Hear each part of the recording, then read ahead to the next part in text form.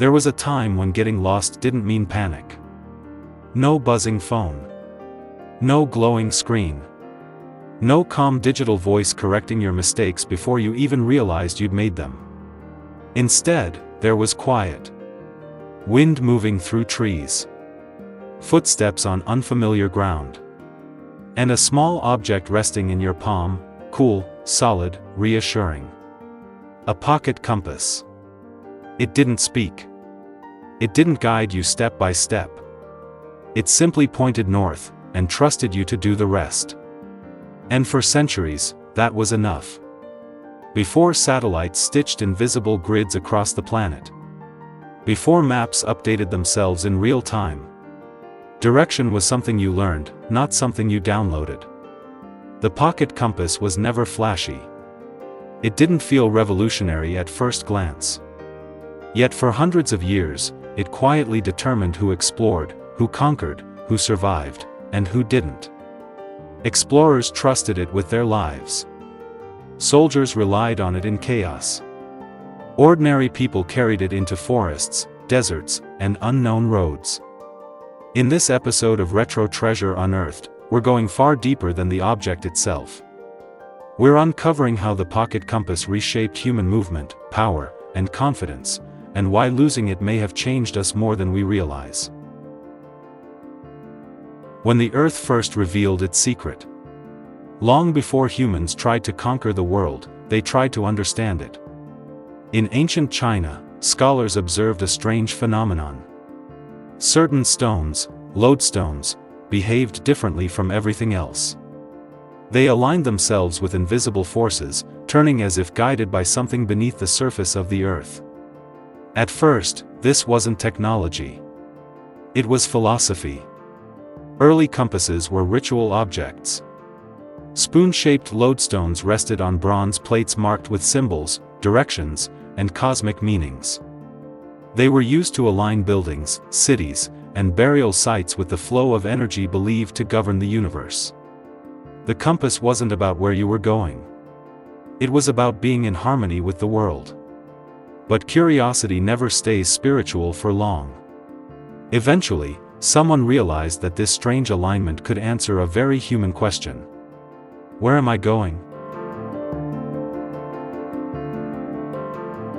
By the Song Dynasty, magnetized needles began appearing on boats.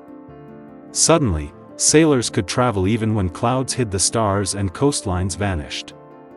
This changed everything. Trade routes expanded beyond familiar waters. Merchants traveled farther. Cultures encountered one another not by accident, but by intention. For the first time, humans could trust direction itself. This knowledge slowly traveled west, passing through the Islamic world, where scholars refined navigational science. By the time it reached Europe, it arrived like a spark near dry wood. The compass and the birth of global ambition. Medieval Europe embraced the compass with hunger. Not because it removed danger, but because it made danger survivable. Sailors no longer had to cling to coastlines. They could cross open seas. Return journeys became possible. Confidence replaced superstition. Navigation tools evolved rapidly. They became more accurate, more durable, and eventually, more portable. Direction slipped into pockets. And with that shift, the world began to change shape. Empires expanded not just because of power, but because of navigation. Borders moved because people could now leave and return. Trade routes multiplied, weaving continents together. The pocket compass didn't announce itself as revolutionary. But every time its needle settled, it whispered the same promise. You can go farther. Mapping the world, and claiming it. As explorers pushed outward, maps followed.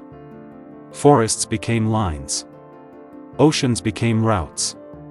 Unknown spaces became territories.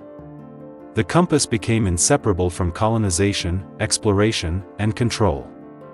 It guided ships that carried ideas, languages, religions, and often conflict. This tiny instrument helped humans turn the planet into something measurable, ownable, conquerable. And it did so silently. The compass goes to war.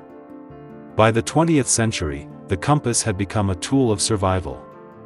World War I reduced landscapes to mud, smoke, and noise.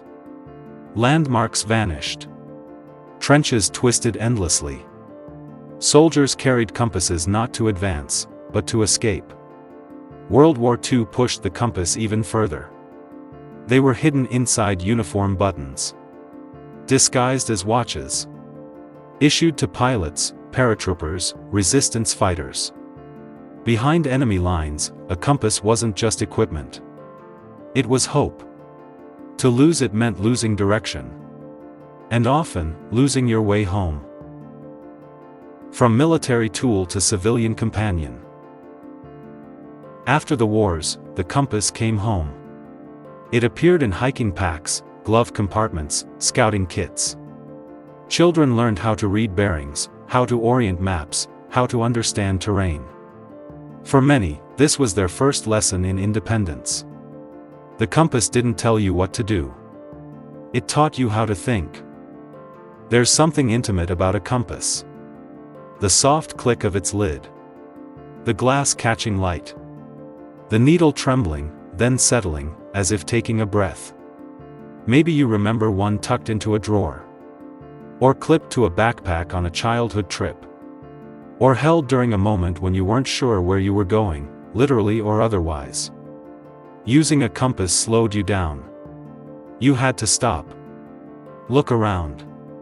Pay attention. It made the world feel bigger, but also more understandable. And somehow, being lost didn't feel so frightening. When direction became invisible. Then navigation vanished into the background. Satellites appeared overhead. GPS replaced understanding. Maps began to speak. The pocket compass didn't disappear, it was simply forgotten. Today, it survives as a backup tool. A collector's item. A symbol of preparedness. We traded skill for convenience. Awareness for automation. And most of us never noticed when it happened. The pocket compass never promised certainty. It didn't choose your path. It didn't warn you of danger. It simply offered truth, north, south, east, west, and trusted you with the rest. Maybe that's why it still fascinates us. Because in a world that tells us everything, the compass reminds us of a time when direction required patience, awareness, and trust, not just in technology, but in ourselves. Sometimes, the smallest treasures point us the farthest. This has been Retro Treasure Unearthed.